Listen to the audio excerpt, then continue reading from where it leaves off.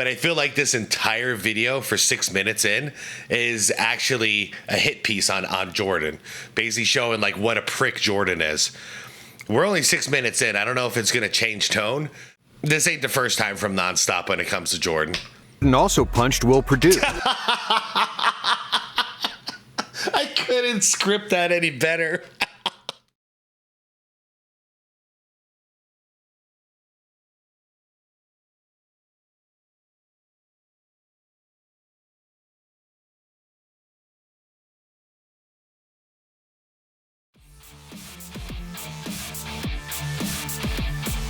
All right, welcome back to the show, everyone. Hope you all are having a good day so far. So this is a video I never thought would pop up on my feed. This is from the channel Nonstop, and it's been a minute since I've reacted to something from these guys. The title is "The Aura of Michael Jordan,"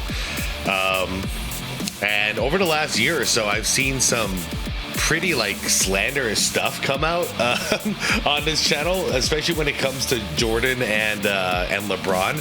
So I was really surprised to see this, and I'm kind of hoping this video goes without slander. You know what I mean? Like, if it's titled "The Aura of Michael Jordan," I'm hoping it's actually going to be talking about the aura of Michael Jordan.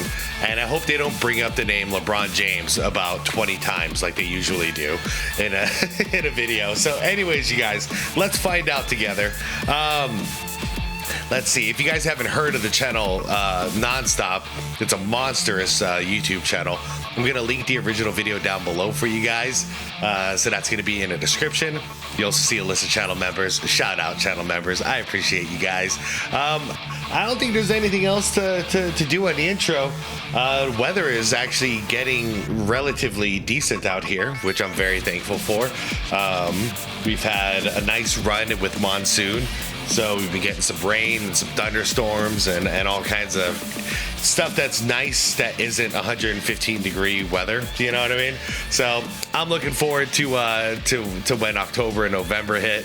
It's going to be really nice. Anyways, you guys, that's my weather report for today. Let's get into the video. If you want to help the video perform, hit that like button or hit that hype button. And yeah, guys, let's do it. To some, he was a rival. But all I know is, head-to-head, Detroit, Isaiah, better than Chicago. Oh, Isaiah. I'm saying is Giannis. To others, a demanding teammate. He tested everybody he played with, and I stood up to him. He hauls off and hits me in the chest, and I just haul off and hit him right in the fucking eye. But for almost every basketball player, Jordan was the biggest inspiration. Everyone wanted to be like Mike. Interesting intro already, okay. You want to be fast like Isaiah, shoot like Bird, rebound like Barkley, pass like Magic, be dominant like Shaq. But man, I wanted to be like Mike. To the world, MJ was an icon, a global superstar who changed the NBA and sports culture forever. One day you might look up and see me playing the game at 50. Oh, don't laugh. To honor his legend, we've compiled... I'm actually, now that we're on the other side of it, I'm disappointed that it didn't happen. I wanted to see him come back out of retirement at 50, as stupid as it is. The collection of the greatest stories about his airness, a player whom they called the Black Jesus, and the guy with the most aura in NBA history. There were certain players throughout NBA history who put fear in opponents' hearts. Kobe was one of them. Shaq was feared due to his immense size and physical prowess. Allen Iverson was feared too, as everyone was afraid to get their ankles broken by AI. While Larry Bird could take all your confidence away with one line. Really just teasing. I looked around and everybody's looking at me. I go, who's coming in second? However, nobody was as feared as Michael Jordan, who was as equally vicious and vindictive as he was a great basketball player. Nick Anderson said, 45 is not 23. Oh, Lord. I would have said, man, y'all, you don't shut the fuck up. Yeah. What is you doing? Yeah, what are you doing? That damn thing. I saw 2-3. I said, oh, Lord, we in trouble. You did not want to piss Michael off, ever. Michael, who do you think you are? So at half, I have 10, and he has 4 points. He ended up with 44, and I ended up with 12. Even though he played before the smartphone era, Jordan would read every news article and watch every TV segment to find even the tiniest bit of inspiration. Before the 1992 NBA Finals, some analysts suggested that Clyde Drexler might have an edge over Michael Jordan because he was a better three-point shooter. So, what did Jordan do? He scored 6 threes in the first half, breaking the finals record for most threes in a half. Of Game 1, mind you. It was an absolute statement. NBA Finals record. As well as for most points in a half, with 35. On March 19, 1993, Washington Bullets guard LaBradford Smith went off for a career-high 30... I mean, guys, this is going to be a high-paced video, obviously. Can you just imagine going back to 1992, and Jordan just wins his first championship, and it's like, can he do it again? Does he have it in him? Or is Clyde going to outgun him? And then the guy puts up 35 points, mainly off of three-pointers in the first half of Game 1. It's like he just shuts up everybody. Yeah, he's going to be just fine. 37 points in a road loss to the Chicago Bulls. Bradford? Following the game, Smith reportedly told Jordan, "Good game, Mike." Claiming that he felt Smith was mocking him, Jordan supposedly told people that he would drop 37 points against Smith in the first half of the team's next meeting, which was scheduled on the very next night. Jordan didn't quite live up to his braggadocious claim, as he only managed to score 36 points prior to halftime. Years later, Jordan admitted that Smith never said, "Good game, Mike," and that he simply made up this story to give himself some added motivation. But when you provided that motivation yourself... That's why it's funny when people say, like, Jordan couldn't survive the social media era. Do you understand what motivated this man? He was fueled by doubt. So... if he had to do this in reality, like make up stuff so he can get motivated and crush the team, you know, make it personal. Can you imagine if he was getting like, if he was just reading a whole bunch of hate comments all the time? You know, Jordan sucks, Jordan can't do this, Jordan can't do this. Dude, he would be motivated every day to shut people up. You were in big trouble. We in Chicago. JR is having a good game. I was just like, yo, keep killing Mike can hear me. I see him and Mike having a Isaiah Ryder story. He don't really know he excited. Now MJ on the back leg joint. In this next 6 to 7 minutes of play, y'all.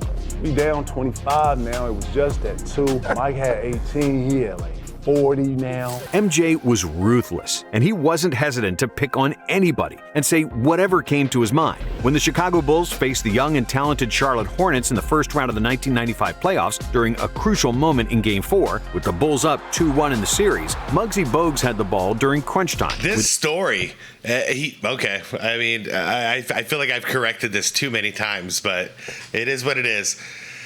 They probably didn't do their research, so they're going to say that Jordan called him a effing midget. Like, shoot it, you effing midget. But it's been confirmed by Muggsy that he never said that.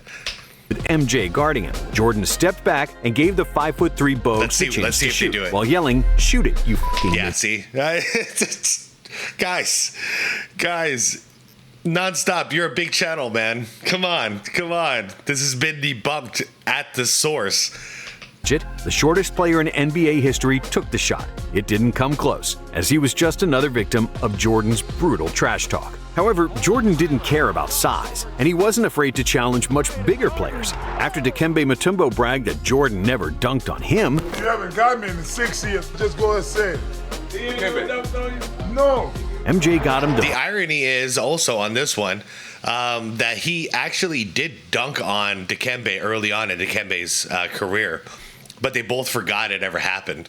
I've seen the clip. I forgot when it was, but I've seen the clip. So this is actually the second time Jordan has dunked on Dikembe. But, you know, he asked for it, so here we go. Very next game they played. MJ. While giving Mutombo a taste of his own medicine, the infamous finger wag. A very similar story happened in Utah when the Bulls played the Jazz, and Michael dunked hard on 6'1" John Stockton. Jazz owner Larry Miller yelled, "Pick on someone your own size." So, on the next possession, MJ dunked on 7'1" center Mel Turpin and shouted, "Is he big enough for you?" But Michael was competitive in everything, not just basketball. During the 1992 Olympics, the members of the Dream Team often played cards and shot countless rounds of golf between games. They also played ping pong, where one player ruled supreme. The young college guy, Christian Laettner. Laettner defeated Jordan badly the first time they played, and for 2 days, MJ didn't want to talk to anybody. feeling humiliated by a guy who hadn't even played a second in the NBA. But Michael, being Michael, secretly had a ping pong table delivered to his room. I've heard through the rumor mill that Jordan had like someone go out and buy a ping pong table and take it up to his room. Practicing maniacally for a few days until he was ready to get revenge. Is this Nobody real? was safe from Jordan when it came to competition, and Michael would do anything to win. And even though he was one of the richest... Wait, was that real? Was that a real story? That one I'm unaware of, the ping pong rivalry between him and Christian Laettner. This is all new to me.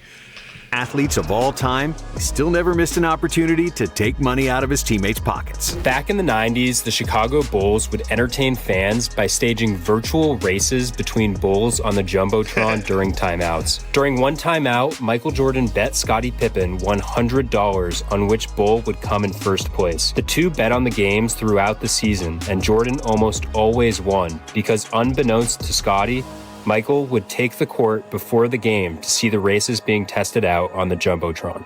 Michael was notoriously harsh on his teammates. And the most famous story of his ruthless competitiveness was when he punched Steve Kerr during practice. I just haul off and hit him right in the eye.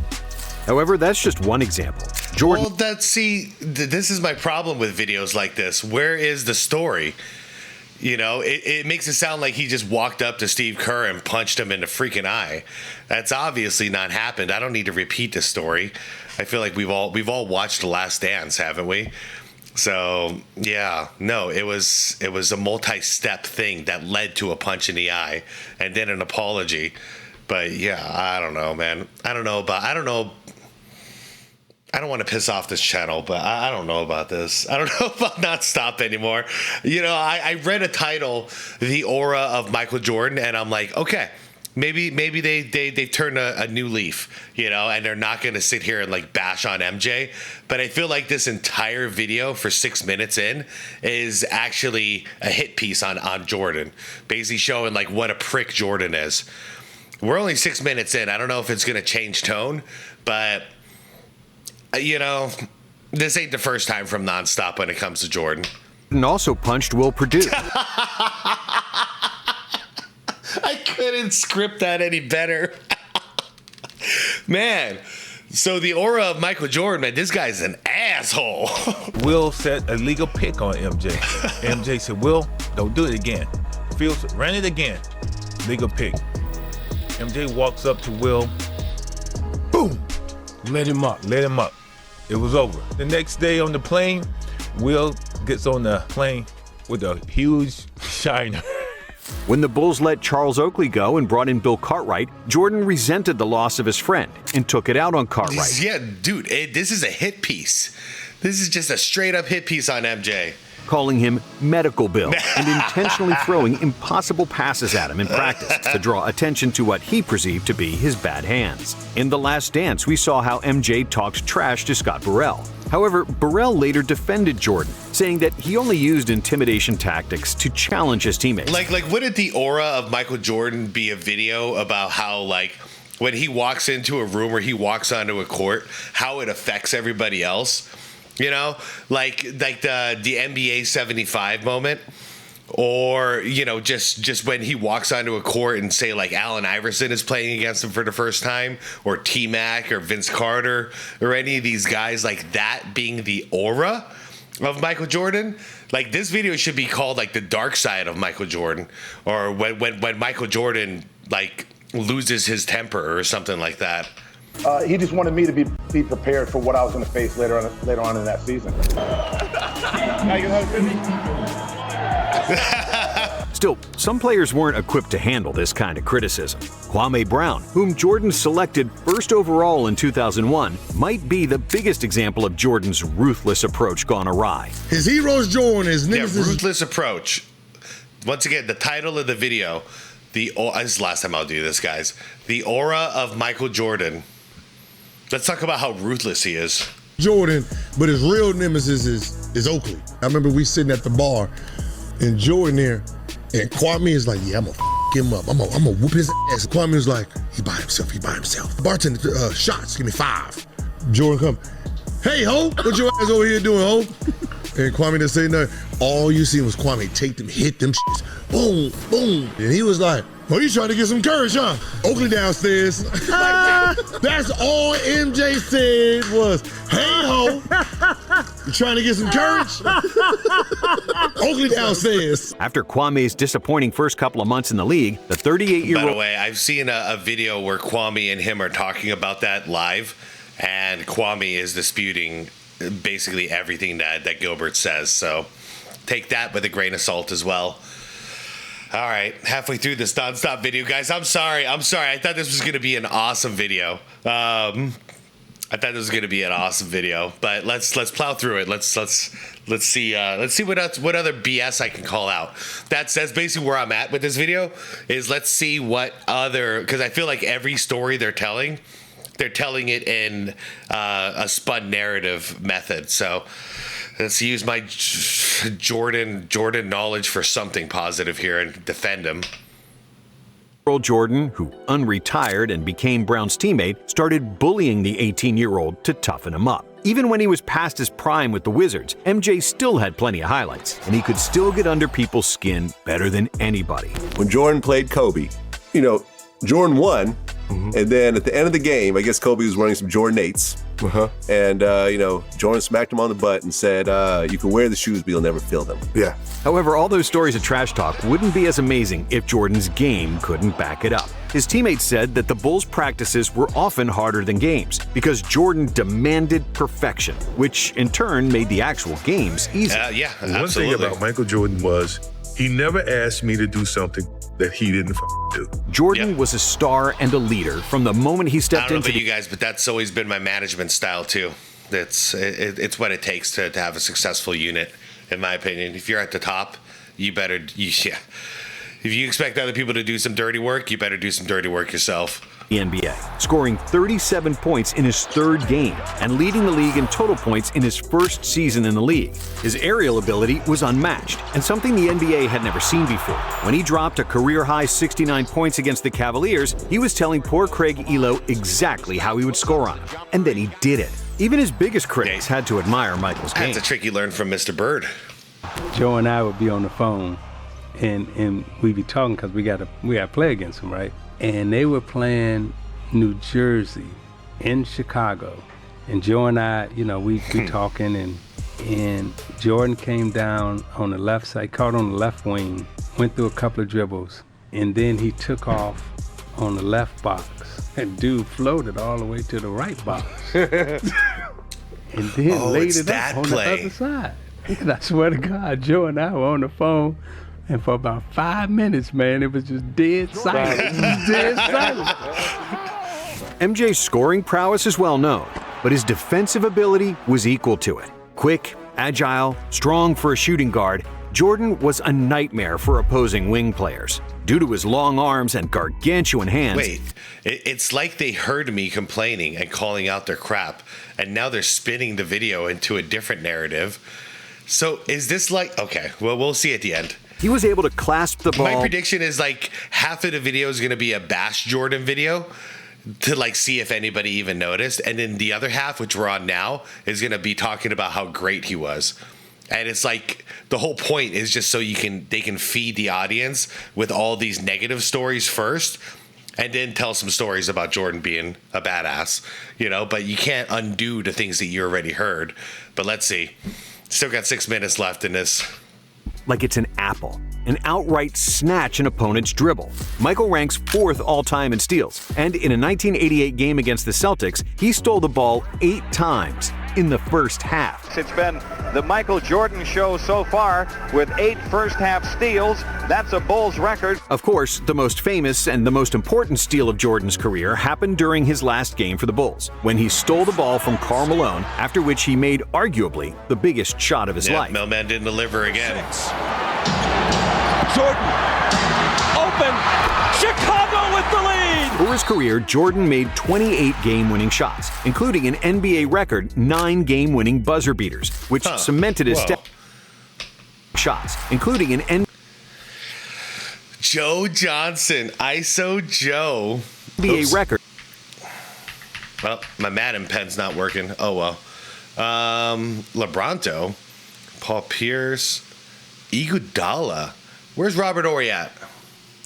9 game-winning buzzer beaters, which cemented his status as one of the most clutch players ever. Good, the game's over. After Jordan retired in 1998, the Bulls had a catastrophic season, setting a modern-day record with just 49 points scored in a 1999 game against Miami. The Bulls setting a new record for offensive futility. They score only 49 points. Michael had 39 games of 49-plus points with the Bulls, which proved how badly the Bulls needed him. In 2007, at the age of 43, Jordan was running a basketball camp when he got challenged by the best high school player in the country, O.J. Mayo. Oh, no. In front of my camp, he starts this thing about, you can't guard me, you can't do this. You know, I got my campers here, so I can't really go where I want to go because of my camp. So I stop the camp, send the kids to bed. We go back to playing. And he starts his whole thing that you can't guard me, you can't do this. And then finally I just said, look, dude, you may be the best high school player, but I'm the best player in the world. So from this point on, it's a lesson. And from that point on, it was a lesson. He never won a game. Even when he was past the age of 50, Jordan's competitiveness was unmatched. Yo, I want to play some beer pong with MJ. He was still able to beat NBA players one-on-one. You did have the chance to go one-on-one with Michael Jordan earlier in the year. You know, can you take me a little bit through the game? It was a dream come true for me. Because my boss now. In his early years, Jordan was not a drinker, never touched alcohol during the 80s, but he suffered from insomnia, and a doctor told him to try drinking a couple of beers before bed to take the edge off. After that, Jordan started... A doctor told him to... Yo, drink a little poison before bed, you'll be all good. Drinking regularly, oftentimes before games. However, that didn't have any impact on his game. On the bus and MJ like, man, drop me off here. And drop him off at the bar. He say he gonna have some beers. He tell us to pick him up on the way back to the game. We get on the bus, yeah, man, I'm feeling good, right? Bubbly, you can smell the beer on him. Going through warm-ups, man, I'm seeing 3 rims. I'm gonna shoot at the one in the middle. Got 30 at half. Even after 36 holes of golf and a dozen beers, MJ could still score 40. Meet me at Sunset Ridge. Early, we're gonna go play 18 holes. We played around, beat him for a couple thousand, and I'm getting ready to leave. Now, Bulls are playing that night. They play Cleveland. So I'm thinking he's leaving. It's 10 o'clock. He's like, no, let's go play again. We roll around another 18. He goes, I'll bet you that we win by 20 points and I have more than 40. Son of a gun goes out, scores 52, and they win by 26 or something after 18 holes of golf. And 36 holes of golf. 36 holes of golf and having like maybe 10 Bud Lights. Jordan's aura was simply unmatched. Okay. We're 13 minutes in. You bring up aura again. Can we talk about his aura? Like one story about his aura. Come on. Like maybe the Allen Iverson Hall of Fame speech or something, you know, where he talks about him walking in and that's Michael Jordan. He's wearing the Jordans, you know, like talk about the aura thing. Come on, you got 3 more minutes. You could save this video. And he is by far the coldest dude to ever touch a basketball, and someone who could intimidate players just by his presence. One time we played the Bulls, we get off the bus before the game. Jordan parks inside his Ferrari. We're getting off the bus, and he's smoking a cigar. Before the game? Before the game. And he's like, who's going to check me? Everybody pointed at Calvin. One time, okay, Michael now that's the story. Got so bored that he started counting his points backwards against Steve Smith. One time I know he started counting backwards. You know, he said something like 38, and I didn't get it, Reggie. You know what I mean? And he started saying 36. I said, wait a minute. So he going backwards, and now if he gets to 0, he got 40. MJ could hit free throws with his eyes closed and switch hands mid-air before a layup in the NBA Finals. Nobody was above Jordan, not even presidents. There is a reason you call somebody the Michael Jordan of. Michael Jordan of neurosurgery, or the Michael Jordan of rabbis, or they know what you're talking about. Because Michael Jordan is the Michael Jordan of greatness. He is the definition of somebody so good at what they do that everybody recognizes. With iconic quotes like, "That's awesome." And we're walking off the floor, and Tex look at me and says, "You know, there's no iron team. It's not an iron team, but it's an iron win." Or, "I've never lost a game. I just ran out of time." And to learn to succeed, you must first learn to fail, just added to Jordan's legend. Of course, there's also the iconic "I'm back" one-liner when he unretired for the first time in 1995, which was something that the Terminator would say. I'm back. And in fact, for many players' championship dreams, Jordan indeed was the Terminator. And even though those big 90s suits look out of style now, they still look good on Jordan, who inspired a whole generation on how to dress. And he was the very epitome of cool. But I remember, man, and I'll never forget it. He showed up to the joint. And I just remember the reaction from everybody else. All the other, 74. You know what I mean? All the other 74. And I remember the reaction from them. You know what I mean? Like, I was looking at it like, yo, this man is the man. Playing with All right, well, they did a couple of stories at the end, but unmatched drive to win, a killer instinct to destroy his opponents with legendary trash talk, and a style that matched the substance, it's perfectly clear why everyone wanted to be like Mike. This man oozes confidence, and without any doubt, he is the player with the most aura in NBA history. Thank you for watching. And if you like this one, we have another video for you right here. Well, I don't know what to make of this one, you guys. Link is down below for the original Nonstop video in the description for you guys. I'm really curious. Like, is it just me? Like, I can't wait to get this one out and read the comments. Because is it just me, or was the first 8 minutes, which is half of this video, a hit piece? Like, literally trying to convince the audience that he was just an asshole. And then the majority of the second half of the video was just about him playing good basketball, being a good basketball player. And then the last like 1 or 2 stories were like aura related stories, which was the topic of this video. The aura of Michael Jordan. That's how I digested this one. And if this was a video by somebody else, I might not have come in with my guard up.